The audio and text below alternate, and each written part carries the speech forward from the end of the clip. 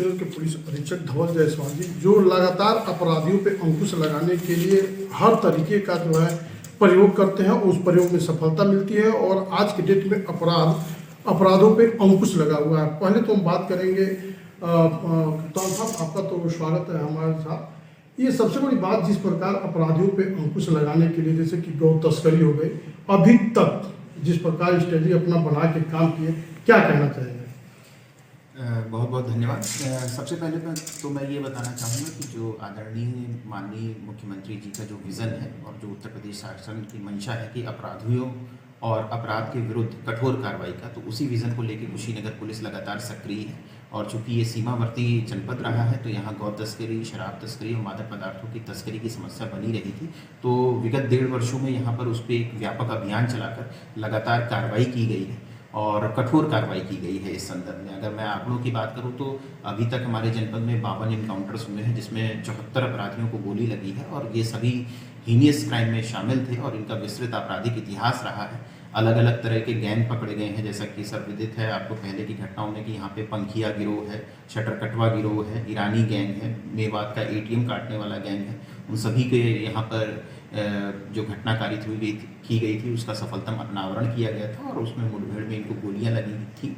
इसके अलावा इनका गैंगस्टर तैयार किया गया, इनकी संपत्ति जब्तीकरण की भी कार्रवाई की गई।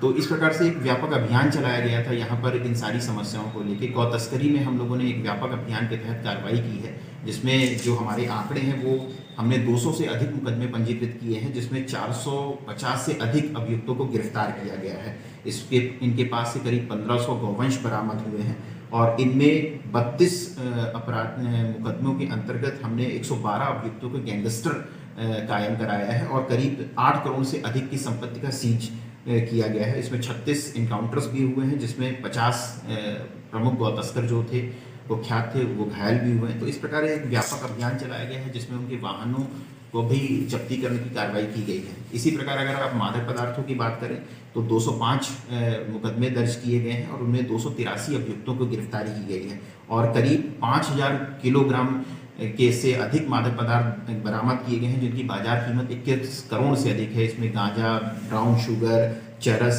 ये सारी चीज़ें हम लोगों ने बरामद की हैं। इसमें भी हमारे यहाँ मुठभेड़ हुई है, जिसमें कई जो प्रमुख मादक पदार्थ के तस्कर थे वो घायल हुए हैं।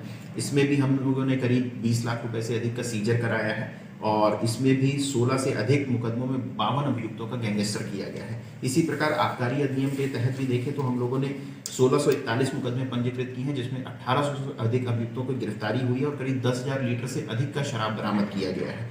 इसमें भी 14 मुकदमे कायम किए गए हैं गैंगस्टर के और 43 इसमें अभियुक्तों की गिरफ्तारी की गई है और करीब 7 करोड़ से अधिक का संपत्ति का जब्तीकरण किया गया है। तो अगर आप प्रीवियस जो वर्ष हैं उनमें आंकड़ों का कंपैरिजन करेंगे तो विगत 1.5 वर्षों में यहाँ कार्रवाई का ग्राफ काफ़ी ज़्यादा बढ़ा है और जो हमारी माननीय मुख्यमंत्री जी की जो मंशा है कि अपराधियों पर कठोर कार्रवाई करके जनता को त्वरित रूप से न्याय दिलाने के, उसमें कुशीनगर पूरी तरीके से अपना प्रयास कर रही है और ये प्रयास आगे भी जारी रखा जाएगा। और जो भी अपराधी अपराध करने की मंशा रखते हैं उनको मेरे तरफ से कठोर संदेश यही है कि आप जिस तरीके के अपराध करेंगे आपको उसी भाषा में प्रत्युत्तर दिया जाएगा। पहली बात ये तो आंकड़ा जिस प्रकार आपने बताया, देखा जाए कि पहली बार उत्तर प्रदेश में महिला इनकाउंटर हुआ, क्या लगा, कैसे आप इस टीम को तैयार किए और तैयार करने के बाद इनकाउंटर हुआ?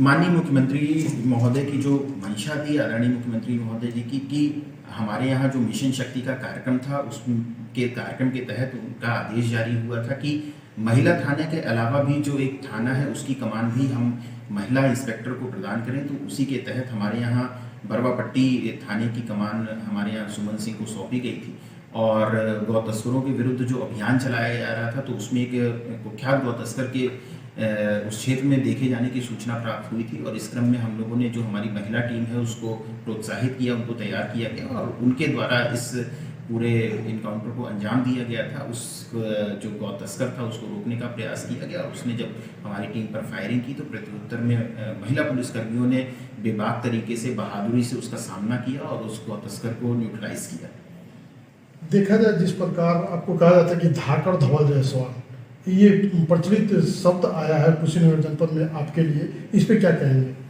देखिए, मैं इस संदर्भ में बहुत विशेष कुछ नहीं कह पाऊँगा। ये जनता का प्रेम है और बाकी हम लोगों का काम है कि हम लोग अपराधियों पर कठोर कार्रवाई करें, अपराध पे अंकुश लगाएं और जनता की जो समस्याएं हैं, जो जन सुनवाई है, उसको अधिक से अधिक हम लोग बैठकर सुने, उसका समाधान कराएं। और इस संदर्भ में कुशीनगर जनपद के साथ एक तथ्य है कि विगत 4 महीने से कुशीनगर पूरे प्रदेश में IGRS में लगातार पहली स्थान पे रहा है, जो एक नया यहाँ पर रिकॉर्ड रहा है कि कंटिन्यूअस 4 महीने तक हम लोगों ने IGRS में प्रथम स्थान प्राप्त किया है। तो कहीं ना कहीं हम जनता के पास पहुँचने का प्रयास कर रहे हैं, उनकी समस्याओं को सुनने का प्रयास कर रहे हैं, उसका समाधान करने का प्रयास कर रहे हैं। तो एक सकारात्मक माहौल है और कोशिश हमारी यही रहेगी कि हम आगे भी इस तरीके से कार्य को करते रहें। और जनता से भी हमारी यही अपील है कि आपको कोई भी समस्या हो, किसी भी संदर्भ में आपकी कोई भी दिक्कत हो, बातचीत आपको करनी हो, रखनी हो अपने, तो हम लोग हमेशा आपके लिए उपलब्ध हैं। हमारा काम यही है कि हम आपकी समस्या का त्वरित गति से निवारण कर सकें। जिस प्रकार जन सुनवाई को लेकर आपको देखा जाता है कि अपने टाइम से आप अपने ऑफिस में जाते हैं, जन सुनवाई करते हैं,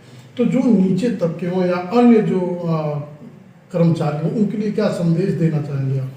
देखिए, इस मामले में बहुत स्पष्ट तरीके से उत्तर प्रदेश शासन की मंशा है कि सभी अधिकारी अपने कार्यालय पर समय पर उपलब्ध रहेंगे और जनता के लिए विशेष रूप से जो जन सुनवाई का समय निर्धारित किया गया है, उस समय वो जनता की सुनवाई ही करेंगे। तो हमारी तरफ से ये नीचे के जो हमारे अधिकारी हैं, जो हमारे साथ काम करते हैं, उन सभी के निर्देशित किया गया है कि सभी लोग प्रतिदिन समय से अपने कार्यालयों में उपलब्ध होकर जनता की सुनवाई करें, जनता की जो समस्याएं हैं उनको बहुत गंभीरता से देखें, उसका निवारण करें। क्योंकि माननीय मुख्यमंत्री जी का जन सुनवाई पे सबसे ज़्यादा फोकस है और हम लोग उसी उद्देश्य को सफल बनाने के लिए समय से उपलब्ध रहते हैं और कोशिश करते हैं कि जनता की मैक्सिमम समस्याओं को हम निस्तारित कर सकें कम समय में। दूसरी बात ये कि देखा जाए साइबर क्राइम को लेकर, इस समय साइबर क्राइम बढ़ गया है। नेट के माध्यम से सोशल जो साइट है उसका जो दुरुपयोग करके इस पर ठगी का काम किया जा रहा है, तो इसके लिए क्या रणनीति बनाया है कि इस पर भी जो है ज़्यादा से ज़्यादा करवाए? देखिए, शासन ने अभी आपको पता ही होगा कि समस्त जनपदों में साइबर थाने का निर्माण हुआ है। तो हमारे यहाँ भी इसी क्रम में साइबर थाने की स्थापना हुई है और साइबर थाने के माध्यम से जो भी साइबर के फ्रॉड हो रहे हैं, हम लोग लगातार उस पर काम कर रहे हैं। अभी 2 दिन पहले भी हम लोगों ने ATM फ्रॉड करने वाले गिरोह को पकड़ा था और उस पर कार्रवाई की थी। तो लगातार हम लोग इस पर काम कर रहे हैं, लेकिन इसमें हम एक तरफ निरोधात्मक जो कार्रवाई है, अपराधियों के विरुद्ध कार्रवाई है, वो तो कर ही रहे हैं। इसके अलावा जागरूकता का भी अभियान चला रहे हैं और जो साइबर से रिलेटेड चीज़ें हैं उसके बारे में लोगों को जागरूक कर रहे हैं कि किस प्रकार से वो सावधानी पूर्वक अपनी सोशल नेटवर्किंग साइट का प्रयोग करें, अपने जो बैंक के खातों का जो भी उनकी गुप्त सूचनाएं हैं वो किसी के साथ शेयर ना करें, किसी को अपना OTP ना दें, किसी भी अनजान लिंक पर ना क्लिक करें। तो इस तरह की अवेयरनेस के कार्यक्रम भी चलाए जा रहे हैं, क्योंकि प्राय ये देखा जाता है कि कहीं ना कहीं अवेयरनेस की कमी की वजह से हम कुछ ऐसे चीज़ों में फंस जाते हैं जिसकी वजह से साइबर ठगी के शिकार होते हैं। तो इस दोनों पक्षों पर हमारा काम चल रहा है। दूसरी चीज़ ये अगर बताया जाए, जिस प्रकार आप टीम लगाते हैं, जब कोई आता है फरियादी आपके पास आता है तो बाकायदे आपके पास 4-5 जो इंस्पेक्टर रहते हैं, त्वरित निस्तारण करने का जो है आप सोचते हैं, तो ये एक तरीका आपके द्वारा बनाया गया होगा। तो क्या ये कैसे सोचे कि इस तरीके का हम काम करेंगे, इससे निस्तारण होगा? देखिए, प्रायः ये होता था कि अगर प्रार्थना पत्र आपके पास आया तो उसको आप अगर नीचे किसी को संबोधित करते हैं थानों पे या तहसील पे, तो उसमें समय लगता है। तो इसीलिए हम लोगों ने यहाँ पर एक टीम का निर्माण किया है जो त्वरित गति से जिस समय प्रार्थना पत्र आता है उसी समय उस संबंधित अधिकारी से, उस संबंधित विभाग से बात करता है कि वास्तव में इनकी समस्या का समाधान किस तरीके से हो सकता है और अगर इन्होंने प्रार्थना पत्र दिया था तो अभी तक इनका समाधान क्यों नहीं हुआ।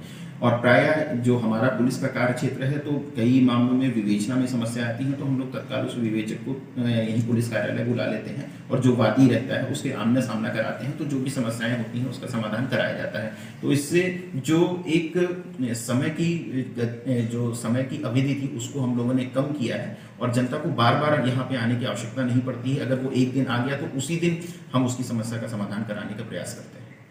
आज देखा जा रहा है कि कुछ जगह जो महिलाओं से संबंधित जो मामले आ रहे हैं, बहुत से ऐसे मामले आते हैं कि जो कहा जाता है कि गलत तरीके से फंसा दिया गया। क्या इस तरीके को इस घटना को कैसे देखेंगे आप? देखिए, कोई भी अगर मुकदमा पंजीकृत होता है तो हम लोग उसकी तथ्यात्मक रूप से हर पक्षों की विवेचना करते हैं। साइंटिफिक तरीके से जो एविडेंस का कलेक्शन है वो किया जाता है और उसी के आधार पर उस मुकदमे की जो आगे की दिशा है और दशा होती है वो तय होती है। तो जो भी वैज्ञानिक साक्ष्य हैं, परिस्थिति जन्य साक्ष्य हैं, उसी के आधार पर हम लोग मुकदमे की विवेचना में आगे बढ़ते हैं। कुछ जगहों पे ये देखा जाता है कि जो आरोप लगाए गए हैं वो उतने सही नहीं है, तो उनकी भी हर पक्ष से, हर पहलू से विवेचना की जाती है। अभी आपने देखा कि जिस प्रकार कार्रवाई हुई है, लगातार अपराधियों के ऊपर अंकुश लगाने का प्रयास किया गया और रिकॉर्ड अभी जो है आंकड़े भी कप्तान साहब ने हम लोगों के सामने रखा कि इस तरीके से हमने काम किया और लगता है कि भविष्य जो आने वाले समय है, अपराधी भी सोचेंगे कि हमें अपराध करना है कि नहीं करना है। Shailendra Gupta, ABP news, Kushinagar.